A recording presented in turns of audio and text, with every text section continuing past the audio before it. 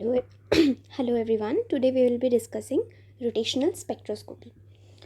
Okay, so rotational spectroscopy from the word it is very clear कि यहाँ पे rotation हो रहा है.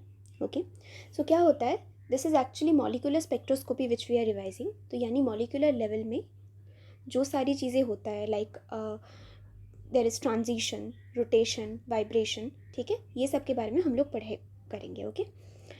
And this kind of spectroscopy is absorption spectra. Absorption spectra yani absorption spectra, you have read something about emission and absorption spectra in atomic structure, I guess. Absorption spectra yani kya hota hai? You are providing electromagnetic radiation and वहाँ से ना कुछ part only certain energy radiation is absorbed. ठीक है, that is absorption spectra. और जो radiation absorb किया गया है we are going to study about that. So that is absorption spectra. Okay fine. Now rotational spectroscopy ये होने के लिए we need a certain range of radiation, certain range of electromagnetic radiation, and that radiation falls under the category of microwave radiation. Okay, so first we will be studying about rigid rotor. So यहाँ पे rigid rotor का मतलब simply बस यही है कि यहाँ पे सपोज कर लो एक मॉलिक्यूल है, I have HCl late us suppose, and इसका जो बॉन्ड लेंथ है वो रोटेशन की वजह से बॉन्ड लेंथ में कोई चेंज नहीं आने वाला है. यानी नो मैटर जितना भी रोटेशन हो bond length is going to be fixed. That is the reason it is rigid rotor. Okay, so I have drawn a molecule. अब यहाँ पे इस वाले एटम का मास इज m1 एंड इसका m2. This is nothing but the centre of mass. Centre of mass से molecule का distance one is r1, other is r2. So what is r actually? R is nothing but r1 plus r2 and r is the bond length. Okay. अब ये वाला formula physics में आप लोगों ने पढ़ा होगा, I is equals to mu r square. Okay. So what is mu? Mu is nothing but reduced mass. Reduced mass का फॉर्मूला क्या है? Reduced mass is nothing but m1 into m2 by m1 plus m2. Okay, this is reduced mass. So I जब हम लोग molecule के लिए देखते हैं it is nothing but reduced mass into R square. Okay, and I is nothing but moment of inertia. Now what is moment of inertia? Moment of inertia it is actually the capability to resist, मतलब रोक के रखना. किसको रोकना? Torque को रोकना. Now what is torque? Torque is nothing but it is a force responsible for rotational motion. तो inertia क्या करता है? It resist the torque. Okay, inertia का काम ये होता है टॉर्क को रेजिस्ट करना. Now let us proceed further. अब ई रोटेशनल का वैल्यू क्या होगा? Okay, now inertia is treated as mass. Okay, and हालांकि यहाँ पे रोटेशन हो रहा है, जो कि यहाँ पे रोटेशन हो रहा है, सो वेलोसिटी हम लोग नहीं यूज़ करके what will be use? We will use angular velocity, that is omega. Okay, अब हमें क्या पता है, हम जब एनर्जी देखते हैं तब वो क्या होता है, लाइक काइनेटिक एनर्जी का फॉर्मूला क्या होता है? It is nothing but half mv square. Now as I told you here we will treat inertia as mass. So यहाँ पे e रोटेशन का फॉर्मूला क्या हो जाएगा? It will be nothing but half I omega square. Okay, omega क्यों? क्योंकि जब हम लोग लीनियर यूज़ कर रहे थे, लीनियर के लिए सब कुछ देख रहे थे, then we were using velocity, but when it comes to rotational motion then we will be using omega. Okay, angular velocity. Okay fine. Now अब रोटेशन का जो एनर्जी लेवल है, बेसिक स्पेक्ट्रा हम लोगों ने सब ने पढ़ा है इन क्लास 11th. ठीक है, तो वहाँ पे ना एनर्जी के लेवल्स हुआ करता था. ठीक है, similarly in this case, in case of molecular spectra, specifically talking about rotational spectra, we have certain rotational energy levels. अब उसका ना फॉर्मूला होता है and that is derived from Schrodinger's wave equation. So we are not looking for the derivation, what we need is just the formula. तो क्या है? EJ is nothing but h square by 8 pi square I j plus 1. Okay, this is in joule. अब देखो, now let us see हर एक चीज़ का मतलब क्या है. EJ stands for rotational energy level, I stands for moment of inertia, J is nothing but rotational quantum number. Okay, like we have read about principal quantum number n. यहाँ पे rotation में there is rotational quantum number and that is denoted by J. ठीक है, अच्छा. Now this is the formula when energy is in terms of joule.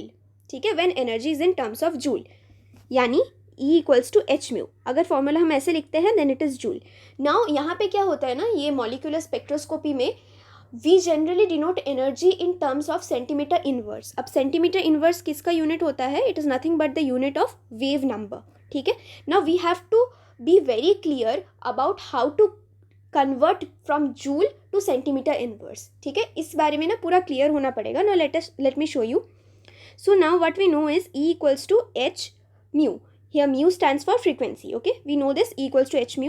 So mu equals to E by H, and I can write frequency as C by lambda, and what I know is 1 by lambda is nothing but wave number, right? So हम यहाँ से लिख सकते हैं that C into wave number is nothing but E by H. So wave number is E by HC. ठीक है, इतना clear है. सो यहाँ से हमें ये पता चला like this is in terms of joule, this energy level calculation. अगर मैं सिंपली यहाँ पे एच सी से डिवाइड कर दूँ देन, अगर मैं सिंपली यहाँ पे एच सी से डिवाइड कर दूँ तो मेरे पास जो आएगा that will be the energy level in terms of centimetre inverse, right. So मैंने क्या किया है, यहाँ पे जूल में था, मैंने एनर्जी लेवल को सेंटीमीटर इनवर्स में कैसे कन्वर्ट किया है, बस simply dividing it with h c. So मेरे पास आ जाता है h by 8 pi square I c J into J plus 1 centimetre inverse. Okay. Now यहाँ पे क्या है, मैंने हर्ट्ज में रखा है इसको, मतलब I kept it in terms of frequency. I calculated the energy in terms of frequency. ऐसा करने से क्या करना है, look at this formula, we just need to divide the energy in terms of joule by Planck's constant. Okay. So क्या आ जाएगा, h by 8 pi square I J plus 1 and that will be in hertz. Okay. Now h यानी Planck's constant, इसका value कितना होता है, ये रटा हुआ होना चाहिए, that is 6.626 into 10 to the power minus 34 joule second, and c is nothing but 3 into 10 to the power 8 metre per second. Okay, अब क्या करते हैं, now we will take this into account. Okay, हम लोग ये वाला फॉर्मूला ज़्यादा use करेंगे क्योंकि मॉलिक्यूलर स्पेक्ट्रोस्कोपी में generally we use energy in terms of centimetre inverse. अब what I can do is I have written b in place of h by 8 pi square I, यानी ये वाला जो फ्रीक्वेंसी के टर्म्स में जो एनर्जी था वहाँ पे ये वाला जो आ रहा था, दिस इज द कांस्टेंट, यहाँ पे मैंने b को रिप्लेस कर दिया. Okay. Now what is b? b is nothing but rotational constant. Okay, ये b is nothing but rotational constant. अब यहाँ पे मैं क्या करूँगी, h by 8 pi square I C, here I replace this constant with b dash. Okay. So b कहाँ पे use हो रहा है, when I have energy in terms of frequency in hertz, okay, and when I have energy in terms of centimeter inverse, उस time I am using b dash इस constant के लिए. okay, remember this. ठीक है, तो इसका मतलब E J equals to B J J plus 1 in hertz and E J equals to B J dash J bracket J plus 1 in centimetre inverse. Okay. Now we will take this formula into account जहाँ पे centimetre inverse use किया गया है. And what we will do is, हम लोग ना हर एक जे value के लिए, मतलब कुछ कुछ एनर्जी लेवल के लिए we will find out the energy. ठीक है, तो एनर्जी कितना आता है, फर्स्ट के लिए आता है 0b, फर्स्ट के लिए it is 0b dash followed by 2b dash, उसके बाद it is 6b dash, 12b dash and finally 20b dash. ठीक है, ऐसे करके आप जे का वैल्यू एक एक करके सब्स्टिट्यूट करोगे then it will come out like this. ठीक है.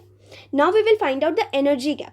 सो पहले के लिए energy gap is 2b dash, for next it is 4b dash, उसके बाद 6b डैश, उसके बाद 8b dash. So you see one thing, जैसे जैसे हम जे का वैल्यू इंक्रीज़ कर रहे हैं, यानी जैसे जैसे हम रोटेशनल क्वांटम नंबर का वैल्यू इंक्रीज़ कर रहे हैं, वैसे वैसे हमारा एनर्जी गैप जो है that is increasing. Okay. And note this point, ये जो है ना 2b डैश, ये क्या है, हमने जो इलेक्ट्रोमैग्नेटिक रेडिएशन प्रोवाइड किया है वहाँ से 2b डैश वाला जो एनर्जी है that is being absorbed. Okay.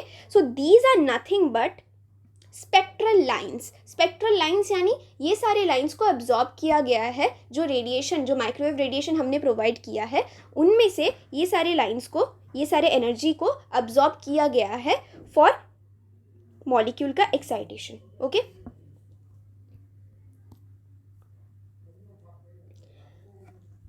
So here it is given with increase in J value, spacing between consecutive energy level increases. Energy between two consecutive energy level कैसे निकालेंगे, E J plus 1 that is E final minus E initial. ठीक है.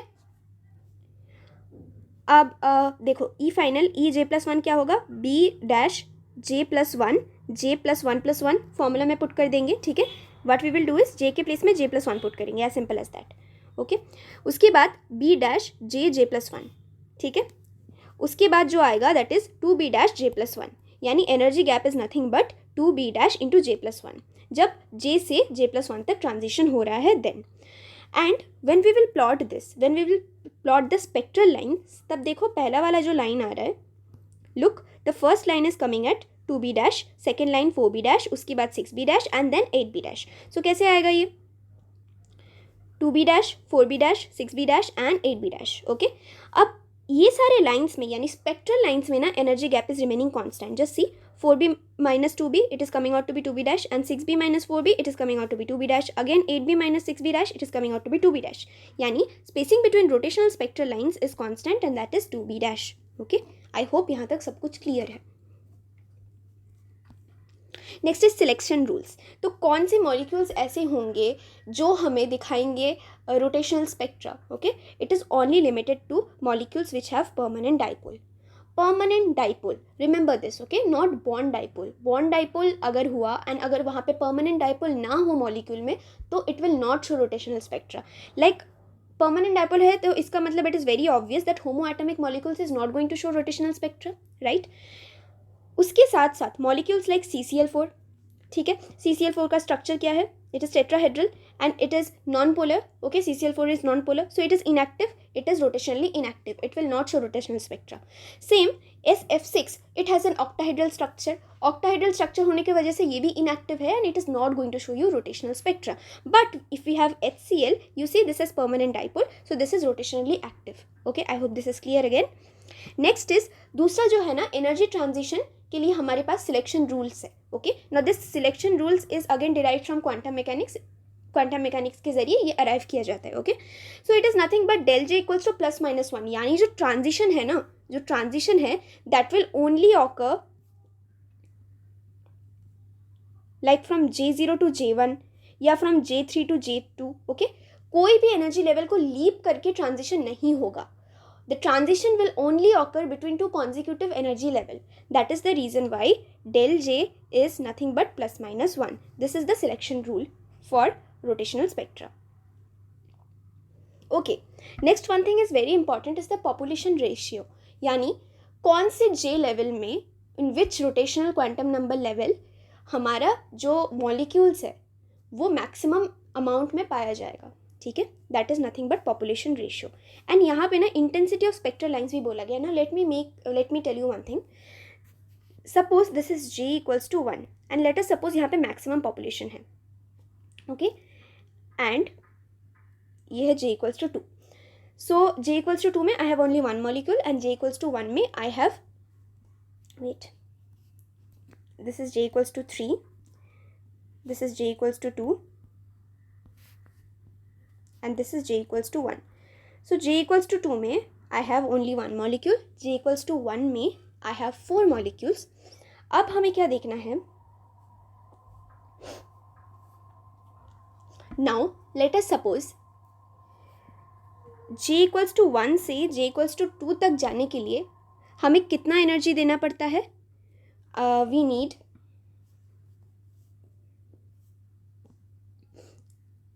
4b, right. 4b चाहिए होगा हमको. And J equals to 2 से J equals to 3 तक जाने के लिए we need 6b, right. So look at this. यहाँ पे ना इतने सारे मॉलिक्यूल्स है, तो इतने सारे मॉलिक्यूल्स को like if I provide 4b, so you see one thing, 4 molecules 4b energy को अब्जॉर्ब करेंगे, यानी यहाँ पे 4b का जो स्पेक्ट्रल लाइन है उसका इंटेंसिटी काफ़ी बढ़ जाएगा क्योंकि वो काफ़ी इंटेंसिटी से वो अब्जॉर्ब किया गया है. यानी आई कैन से जितना ज़्यादा मॉलिक्यूल का पॉपुलेशन है इन अ सर्टेन एनर्जी लेवल उतना ही ज़्यादा इंटेंसिटी होगा उस स्पेक्ट्रल लाइन का, राइट. इंटेंसिटी ऑफ मतलब उतना ही ज़्यादा इंटेंसिटी होगा उस स्पेक्ट्रल लाइन का. समझ में आ रहा है ना, मतलब उतना ही ज़्यादा उस लाइन को उस एनर्जी लेवल को अब्जॉर्ब किया जाएगा, राइट. ठीक है, I hope it is clear. और जितना कम मॉलिक्यूल्स होगा ना उतना कम इंटेंसिटी होगा स्पेक्ट्रल लाइन का. तो in a way I can say if I find the population of molecules in a certain energy level, तो वहाँ से ना मुझे इंटेंसिटी का भी पता चल जाएगा. ठीक है, तो यहाँ पे हम क्या करेंगे, we will look for the population ratio और इंटेंसिटी ऑफ स्पेक्ट्रल लाइन. तो this is something related to Maxwell का जो कर्व था what we have read in gaseous state. I hope you remember that.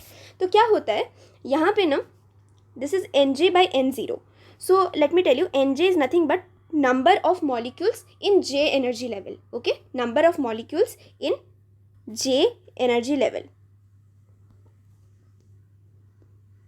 Okay, and N0 is nothing but number of molecules when J is equals to 0. Okay, so number of molecules in 0th energy level. Okay, let me tell you one thing. यहाँ पे ना rotational spectroscopy में J value ना 0 से start होता है. ठीक है, J value always starts from 0. Remember this.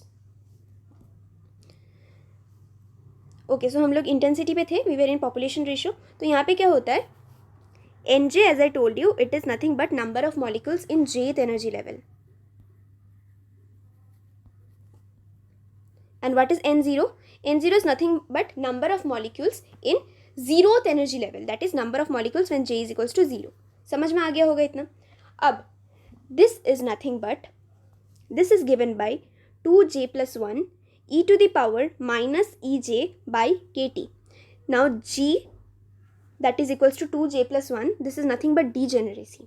Degeneracy यानी different states having the same energy, that is called degeneracy. Degeneracy कैसे दिया जाता है? It is nothing but 2J plus 1. Like let me relate something. If I talk about, अगर मैं atoms के terms में बात करूँ, so let us suppose हमारा L equals to 1 है, यानी I am talking about L is nothing but azimuthal quantum number. So here I am talking about p orbital, right. अब हमें पता है p ऑर्बिटल का डीजेनरेसी 3 है. Now if you just put in this formula 2J plus 1, what we get is 3. So यहाँ से आ जाता है, sorry not 2J plus 1, 2L plus 1. So L के प्लेस में I will put 1.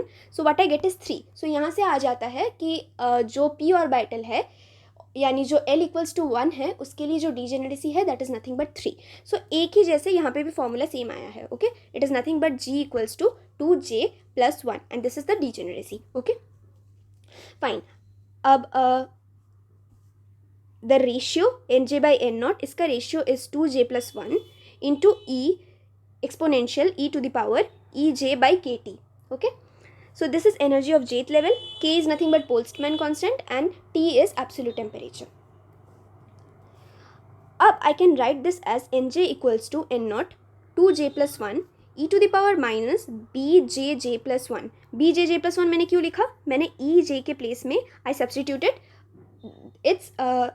its formula, okay, by KT. अच्छा, अब देखो यहाँ पे ना एक्सपोनेंशियल के पास I have this negative, exponential के पावर में I have a negative sign. So that means यहाँ पे क्या हो रहा है, N0 exponentially decreases with J. लेकिन यहाँ पे देखो आई हैव 2J plus 1, यानी यहाँ पे this will not be N0, this will B Nj. Nj algebraically increases with J. समझ में आ रहा है? यहाँ पे देखो it is 2J plus 1 and यहाँ पे आई हैव Nj. सो यहाँ पे क्या हो रहा है, Nj algebraically increases with J and यहाँ पे Nj exponentially decreases with J. ठीक है, अब this thing dominates when J is less, यानी when rotational quantum number is less the algebraically this ये वाला वैल्यू, यानी ये algebraic value 2J plus 1 this dominates, यानी J बढ़ने के साथ साथ हमारा जो Nj है it will increase. But for this, ठीक है, the exponential value it will dominate when it will dominate for larger values of J. यानी जब हमारा rotational quantum number will be large, that time, उस टाइम क्या होगा, J बढ़ने के साथ साथ Nj value will decrease. As a result we will get a Gaussian curve, और वो कर्व कुछ ऐसा दिखेगा. ठीक है, सो क्या होता है, जैसे जैसे J बढ़ता है, फर्स्ट में पहले क्या होता है, जब J कम होता है एंड J धीरे धीरे बढ़ता है, देन इट एल्जेब्रिकली इंक्रीजेस, यानी Nj का value it algebraically increases. It reaches a point where it is maximum, यानी यहाँ पे पॉपुलेशन मैक्सिमम है and that point is known as J max. यानी J max इज nothing but the rotational the energy level okay, or the value of J in which the population of molecules is maximum. okay, फिर ऐसे maximum पहुंचता है, फिर धीरे धीरे क्या होता है, अब जैसे जैसे J बढ़ता है, this thing the exponential term dominates and NJ decreases. So I get a question curve, जो कर्व हमें मैक्सवेल्स कर्व में भी हमें दिखा था, राइट. मैक्सवेल्स डिस्ट्रीब्यूशन ऑफ वेलोसिटी वाला जो कर्व था उसमें भी we got the same kind of curve. अब यहाँ पे हम Jmax का वैल्यू कैसे निकालेंगे, we will take it out by finding the maxima. ठीक है, तो कैलकुलेशन नहीं है यहाँ पे, लेकिन Jmax का वैल्यू जो निकल के आता है that is Jmax is nothing but root under KT/2 B-HC minus half. Okay, अब यहाँ पे एक चीज़ ध्यान में रखना है आपको कि ऊपर जो KT है ना, listen this will be a number. Okay, this is going to be a number. Now KT का जो यूनिट है that will be joules. Okay, तो इसका मतलब we have to make sure कि नीचे जो है, like if B is given in terms of centimeter inverse, then we have to multiply it with HC to make it joule. ठीक है, तो हमें ये चीज़ मेक श्योर करना है कि जो डिनोमिनेटर वाला टर्म है उसे मुझे जूल में रखना है, यानी unit of both the numerator and denominator must be joule. Okay, it must be joule, must be in joule. Okay, remember this. Next let us move to the next topic. I hope इतना तक clear है. ठीक है, Jmax value भी clear है. Now next topic is isotopic substitution के लिए. Now what happens when we substitute a molecule by its isotope? Like मेरे पास HCl है. अब HCl का reduced mass let us suppose is mu.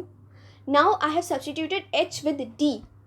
ठीक है, means we have substituted plutonium with deuterium. Okay, so I have DCl. So let us suppose इसका जो reduced mass है that is mu dash. Okay, now it is very obvious कि mu dash will be greater than mu, right?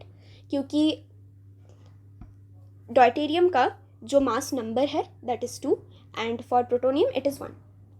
ठीक है, it's fine. तो इसका मतलब I know that I equals to mu R square. So that means हमारा जो DCl का I है, moment of inertia, that will be greater. So I dash will be greater than I. Fine, इतना तक clear है. Now we know this formula. If I dash is greater than I that means h square 8 pi square mu dash by r naught, this is going to be less than h square by 8 pi square mu r square, right? अब ये किसका formula है, this is nothing but the formula of B. ये B का formula है. So I can write B dash is less than B. So यहाँ से ये निकल के आ जाएगा like 2B dash is less than 2B. Now what is 2B? 2B is nothing but the gap between two spectral lines. ठीक है, this is the spacing between two spectral lines. अब हम क्या देख सकते हैं कि जैसे जैसे आइसोटोपिक सब्स्टिट्यूशन हुआ है, आई सी दैट 2B डैश यानी B dash is nothing but the rotational constant for the isotope. That means DCl का रोटेशनल कांस्टेंट है. अब 2B dash is less than 2B. 2B is the rotational B is the rotational constant of HCl. सो यानी हम क्या देख सकते हैं कि स्पेसिंग स्पेक्ट्रल लाइंस के बीच में घटता है. तो जैसे जैसे हम आइसोटोपिक सब्स्टिट्यूशन करते हैं, spacing between the spectral lines is decreased. ठीक है, okay. So next what I have is I have this curve. Okay, now this is also very important. Now see, this is the curve between intensity and wave number. ठीक है, अब I know as I told you intensity is directly proportional to NJ यानी population in a certain energy level. ठीक है, अब wave number is directly proportional to J, right? Wave number is directly proportional to J. यानी यहाँ पे wave number क्या है? It is nothing but it is denoting energy. और energy क्या है? जैसे जैसे हम J को increase करेंगे हमारा energy value भी तो increase करेगा, right? Because energy is nothing but B dash J plus 1, right? So I can write wave number proportional to J and intensity proportional to NJ. So यहाँ से क्या देख सकते हैं, हमने क्या देखा था कि J max मतलब maximum population कहाँ पे है? It is nearly in approximately I can say J जहाँ पे मतलब neither J is neither too less nor too large. ठीक है, मतलब करीब से बीच में है. Okay, it is approximately in the centre. तो यहाँ से पता चलता है कि हमारा जो इंटेंसिटी होगा ना, इंटेंसिटी होगा दैट विल बी मैक्सिमम यहाँ पे कुछ. Okay, where J is neither too less not too large. Okay, तो यहाँ से ना हमें ऐसा वाला प्लॉट मिल जाएगा. This is actually the rotational spectral plot. Okay, अच्छा अब आगे देखते हैं. Now this is a formula where L stands for angular momentum. Let me tell you one thing. हम लोग ने एंगुलर मोमेंटम का एक फॉर्मूला तो एटॉमिक स्ट्रक्चर में पढ़ा है which is nothing but NH/2π. ठीक है, this was for principal quantum number, but when it turn to azimuthal quantum number we read something like L plus 1 h/2 right. ठीक है, similarly in this case we we have rotational quantum number, L J का value, angular momentum का value will be √(जे+1 h/2 okay. अच्छा, अब यहाँ पे अगर हम लोग एनर्जी में एंगुलर मोमेंटम के टर्म्स में if I want to right energy, then I know that L angular momentum is nothing but I omega, omega is nothing but angular velocity. So and also I know that E energy is equals to half I omega square. So यहाँ से ना I can write I omega के place में I can write L square by I, ठीक है, and half है so I will just divided by, I will just multiplied with half. सो मेरे पास क्या आ जाएगा, E equals to L square by 2i. I hope इतना तक क्लियर है. ठीक है, सो यहाँ पे हमारा जो रिजिड रोटर है that completes. Now we will start with non rigid rotor. सो नॉन रिजिड रोटर में देखते हैं यहाँ पे क्या होता है. What is the meaning of non rigid, something which is not rigid. तो यहाँ पे जो आर है यानी जब bond length, the bond length keeps changing with rotation. The bond length is changing with rotation. Okay. Now, अब ये देखो, generally the bond length increases with rotation. Okay. Now what happens is, इसका जो formula दिया जाता है, इसका energy level का formula is E J equals to B dash जे+1 minus D dash J square जे+1 square centimetre inverse, we D dash या D stands for centrifugal rotational constant. Let me tell you one thing, जब d dash दिया हुआ होगा then it will be in terms of centimeter inverse. जब d दिया होगा then it will be in terms of hertz. Okay, frequency. ठीक है. Okay. Now we have this. What is this? This is nothing but d equals to 4b dash cube by omega square. So this is the formula of d, which is nothing but centrifugal rotational constant. अब देखो यहाँ पे ना minus है, just notice this, and यहाँ पे this is a square term, यानी जे square जे+1 का स्क्वायर. सो अब एक चीज़ ध्यान से देखना, रिजिड रोटर में क्या होता है, जैसे जैसे हम जे का वैल्यू इंक्रीज करते हैं एनर्जी गैप भी इंक्रीज होता रहता है, राइट. यानी the energy gap between J equals to 1 to j is equals to 2 is lesser than the energy gap between j equals to 3 and j is equals to 4. Right. लेकिन यहाँ पे क्या होता है, as we increase the J value energy gap decreases. क्यों? क्योंकि यहाँ पे ना डी डोमिनेट कर जाता है. देखो जैसे जैसे हम जे वैल्यू को इंक्रीज कर रहे हैं, obviously this term is increasing, but this term is increasing even more. This term, ये जो मैंने रेड से मार्क किया, this term is increasing even more because this has square in it, right. सो जैसे जैसे हम जे वैल्यू को इंक्रीज कर रहे हैं, the negative term is increasing more, यानी energy gap is decreasing because this D term centrifugal rotational constant is dominating as compare to that of, मतलब ये वाला टर्म. ठीक है.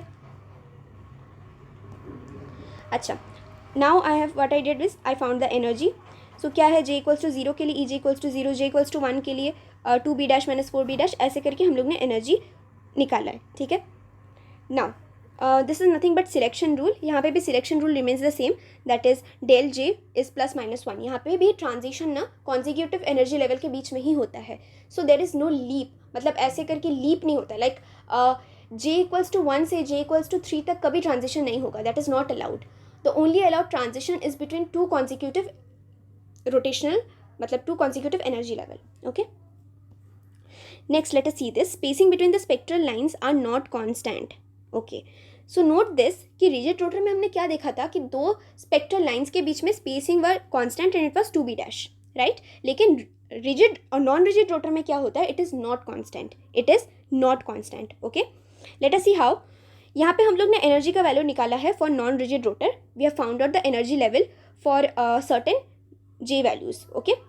अब let us suppose what is the energy gap from 0 to 1, यानी 0 to 1 मतलब 0 to 1 transition के लिए what is the energy gap. It is nothing but 2b dash minus 4b dash. ऐसे ही we can find out for del E 1 to 2, यानी 1 to 2 से transition होने पर क्या होता है energy gap. We can find it out that. Similarly we can do for 3 to 4, sorry this is not 3 to 2, this will be 3 to 4.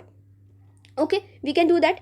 अब ये सब आएगा. Now we can just calculate these. Now you know one thing that these are nothing but the spectral lines. ठीक है, ये मानते हो these are nothing but spectral lines. अब हम क्या कर सकते हैं, स्पेक्ट्रल लाइन्स के बीच में जो गैप है वी कैन कैलकुलेट दैट. तो देखो it is coming out to be, first के लिए it is coming out to be 2b dash minus 28d dash, and second के लिए that is for the second spectral line it is coming out to be 2b dash minus 76d dash. So it is very clear कि यहाँ पे spectral lines के बीच में जो spacing है that is not constant, right? Okay, so this was it.